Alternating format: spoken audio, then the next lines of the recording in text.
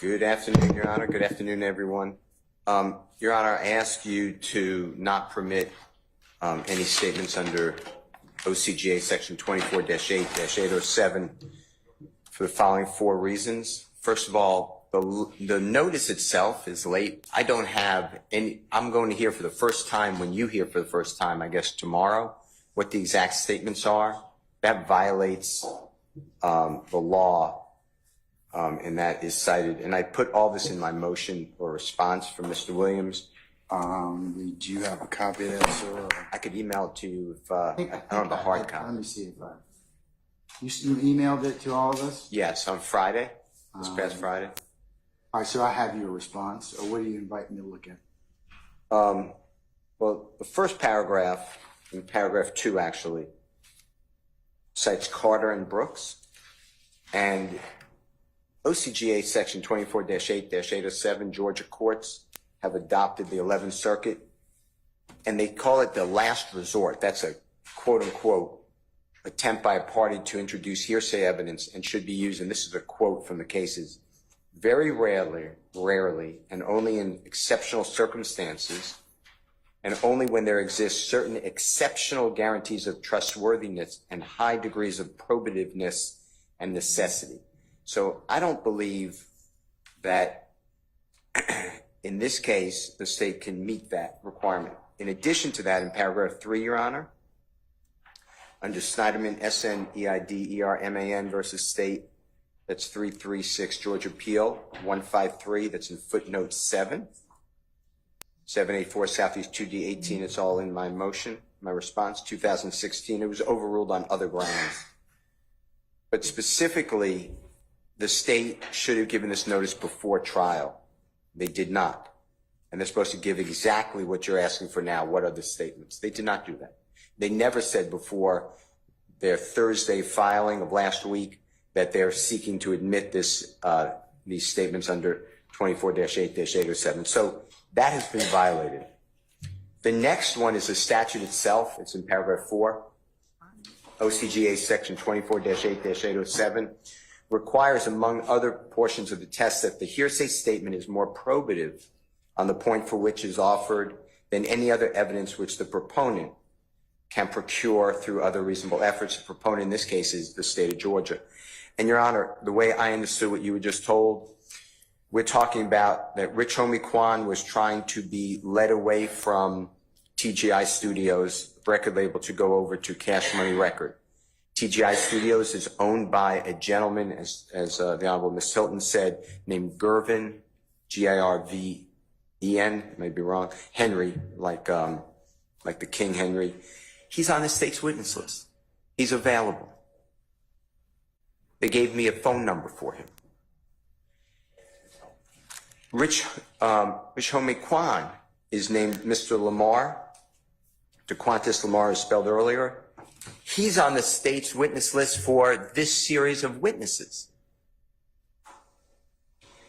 Mr. Brian Birdman Williams is on the state's witness list. So it is hard to swallow that the state passes the statute itself in 807 that states that the state can get this information, cannot get this information from someone else with reasonable efforts. What they're saying is that Rich Homie Quan is being courted by two different record labels.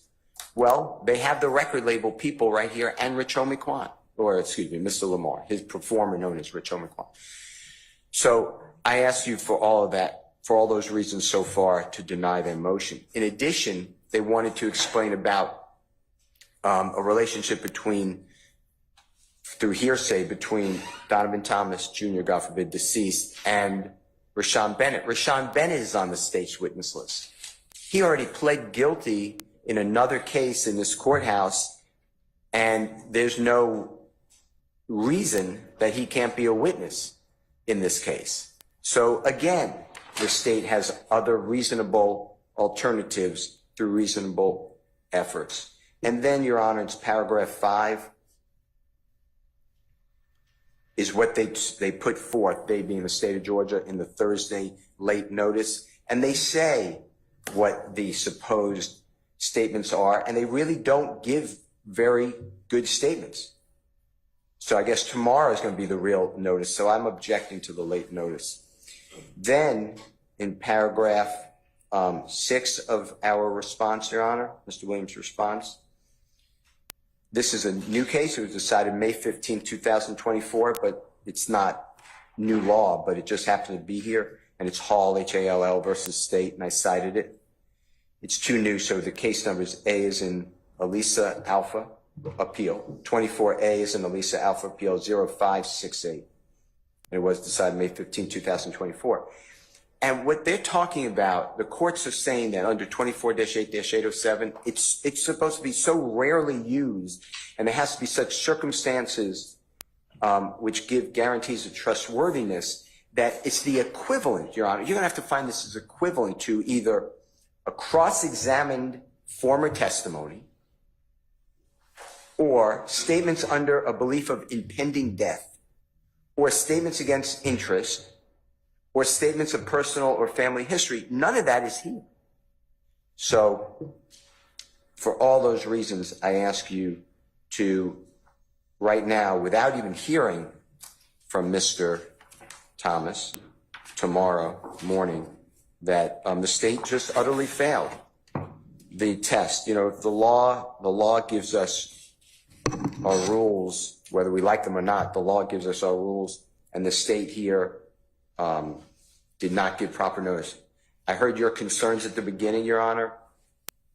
You said the first one was notice. The second one is guarantees of trustworthiness and inherent bias. I've answered those two, I believe. The next one is what is said exactly. That's part of the notice. I don't know. The next one is there's no cross-examination of deceased, which triggers confrontation clause. And you're right, and Ms. Hylton's right. I agree with Ms. Hylton that testimonial evidence is evidence that is going to be used for a prosecution, just like you did in the Pitts case. But in this case, the statements are found in Mr. Sprinkle's report, which is a prosecutor's report made for the purposes of prosecution. And also, we can't cross-examine the deceased. Yeah. So I'm stuck with what the father who, you know, and I feel terrible for the man. I mean, everyone feels nothing but sympathy for that family. I mean, we saw the video. I mean, it's outrageous. But how do we get a fair trial by cross-examining the father on statements made by the deceased, supposedly made when the real witnesses are here anyway? So I can't get over the confrontation clause issue. We should have the right to cross-examine Mr. Gervin, Mr. Bennett, Mr. Lamar, Mr. Birdman, Brian Birdman Williams. And then you asked about cumulative, because the beef was already testified to. And the state responded that no, not really. And I challenge that because I sit here attentive every day, and I go back and I review notes every single day. Detective Gaither said that this beef, that's what it's been called, goes back to October of 2014. Detective Dennis said this beef goes back to 2014. Over strenuous objections, this honorable court allowed, based upon your investigation, witness after witness say, we had a shooting here, we had a drive-by here, this is the victim and this is the person. In this case, people from YSL were the victim. Mr. Shannon Stillwell was a victim. The person next to him got killed. In this case, the victim was IF people, and the defendants are people who are associated with YSL. So, Your Honor, I will answer any of your questions, but I am objecting under the law, and if the state really wanted this to come in, they should have just done what you tell us to do, what everyone tells us to do, just follow the rules. And they've all been broken, and we're getting notice during trial. And I don't think that that's something that the courts overlook. I mean, we will obviously go with whatever you say, but to me, there are real witnesses here who could testify. You know, if Donovan Thomas was concerned that Rich Homie Quan is getting courted by Birdman Williams, Rich Homie Quan is a better witness than Donovan Thomas's father. If Rich Homie Quan is concerned that Jeffrey Williams is trying to get him over to Cash Money Records, Rich Homie Quan is a better witness than the father of Donovan Thomas Jr. Those are my, My questions being is I think he can, they're trying to get Senior, the father of Donovan, to testify about the relationship between his children and that. I have some, I believe that's been testified to, but I think he could probably give some background and fill in some, the full extent of that particular relationship between his children and those folks.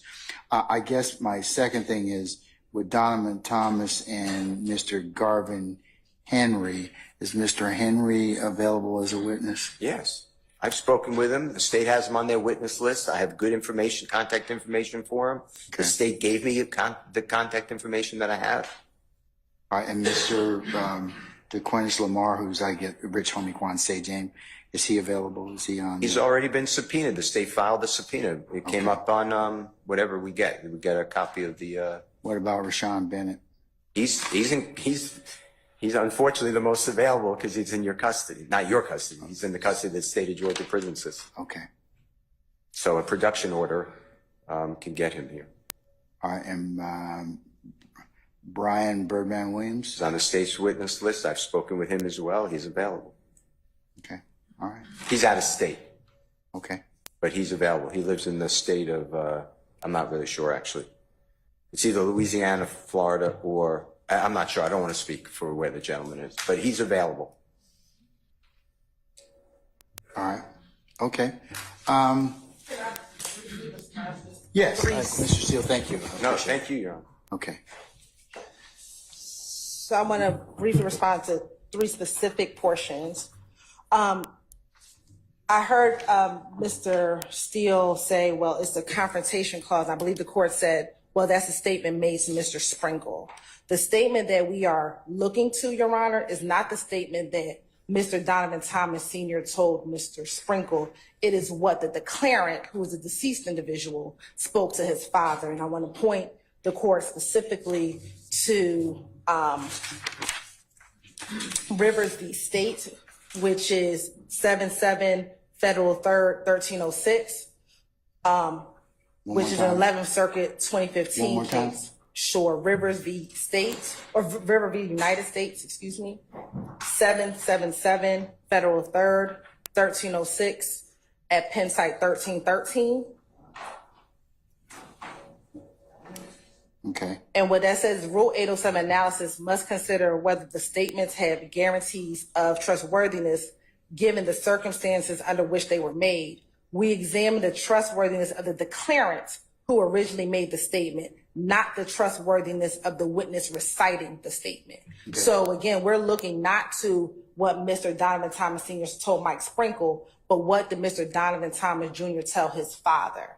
And the reason why Rich Homie Quan, Gervin Fly Henry, and Birdman are not the individuals to speak to that is because they don't have the same relationship that Donovan Thomas Jr. has with his father. And so when we're looking at the case analysis, what you're talking about as far as trustworthiness is what is the relationship between the declarant and the person who's going to come and tell the court or the jury what the statement was. So Rich Homie Quan does not have the same level of a relationship that Mr. Donovan Thomas Jr. had with his father. He spoke to his father every day. He didn't speak to Rich Homie Quan every day. He spoke to his father every day. He didn't speak to Gervin Fly Henry every day. He didn't speak to Birdman every day. So when you're looking at determining the trustworthiness, it is the trustworthiness of who the declarant is speaking to. And specifically, I want to cite to the case that Mr. Steele actually cited in his motion, which is the Hall v. State case, Your Honor. And specifically,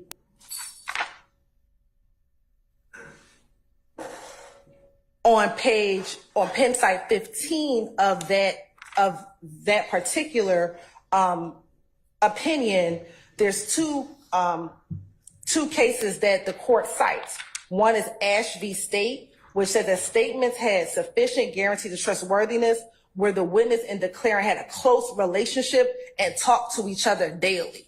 That is the distinction as to why Birdman, Rich Homie Quan, Lucci and Gervin Fly Henry cannot come in here to speak to the jury about what Donovan Thomas Jr. said to his father. They had a very different relationship, Your Honor. Those individuals could speak about their own relationship during this time with Jeffrey Williams. They could speak to their own relationship as it relates to, DeQuancy Lamar could talk about his own feelings about deciding where to go, but he cannot speak to what Donovan Thomas said about what Donovan Thomas thought in his conversation with his father. That I'm sure that the defense would object if we tried to bring in hearsay statements to Rich Homie Quan about Donovan Thomas Jr. And then second and finally, Your Honor, Mr. Steele just argued that there has been testimony about the beef between YSL and If Gang. That's very general.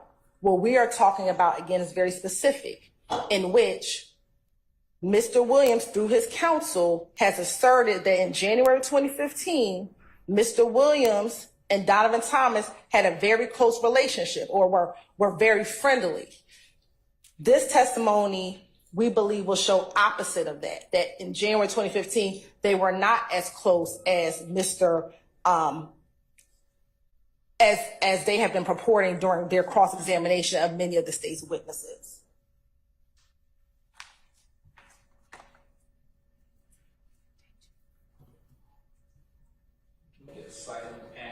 Sure, Ash v. State. I'm looking at Hall right now, so that you can. Okay.